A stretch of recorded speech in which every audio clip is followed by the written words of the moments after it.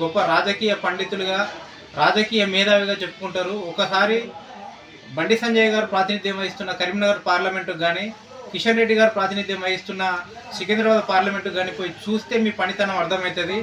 ఒక బీజేపీ జఫర్గఢ్ మండల అధ్యక్షుడిగా నేను మీకు, మీ పార్టీ నాయకులకు సవాల్ విసురుతున్నా.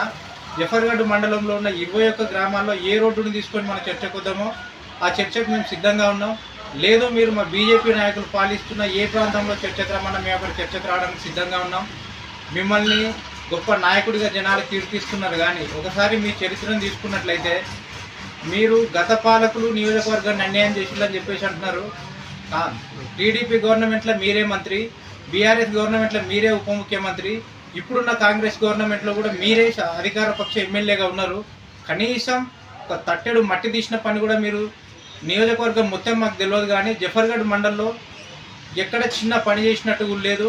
పేరుకు మాత్రం మీరు లెటర్లు విడుదల చేసుకుంటా ఇంత ఫండ్ తీసుకొచ్చిన, మొన్న మీరు 1052 కోట్లు అన్నారు, ఇప్పుడు 300 కోట్లు అన్నారు. గతంలో వచ్చిన 1052 కోట్లతో ఎక్కడ మీరు అభివృద్ధి చేసిల్లన్నది ఒక్కసారి చూపించాలా. ప్రతి గ్రామం సమస్యలకు ఒక పుట్టినిల్లులాగుంది.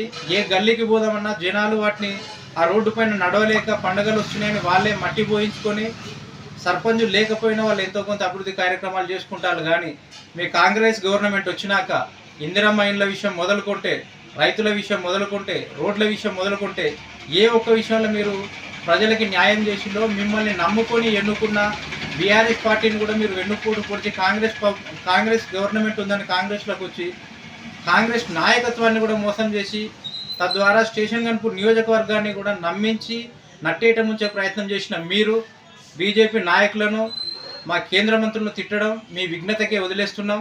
మీరు పెద్దవారు, మా తాతేజ్ ఉన్నవారు కాబట్టి ఇంతకు మించి మాట్లాడినా బాగోదని, మీరు ఏం మాట్లాడుతున్నారో, మీకు ఎవరు రాసిస్తున్నారో కొంచెం చూసుకొని మాట్లాడాల్సిందిగా. దానితో పాటు మళ్ళీ ఒకసారి చెప్తున్నాం, జఫర్గఢ్ మండల అధ్యక్షుడిగా జఫర్గఢ్ మండలంలో ఉన్న 21 గ్రామాల్లో ఏ గ్రామం గురించి చర్చకు రమ్మన్నా రావడానికి మేము సిద్ధంగా ఉన్నాం. ఆ గ్రామానికి కేంద్ర ప్రభుత్వం ఇచ్చిన ఫండ్ ఎంతో చెప్పడానికి మేము సిద్ధంగా ఉన్నాం. మీరు కనుక రాజకీయంగా మీ అనుచరులు, మీ నాయకులు ప్రజలకు సేవ చేయాలనుకుంటే మా బహిరంగ సవాళ్ళను స్వీకరించి చర్చకు రావాలని తెలియజేస్తున్నాం.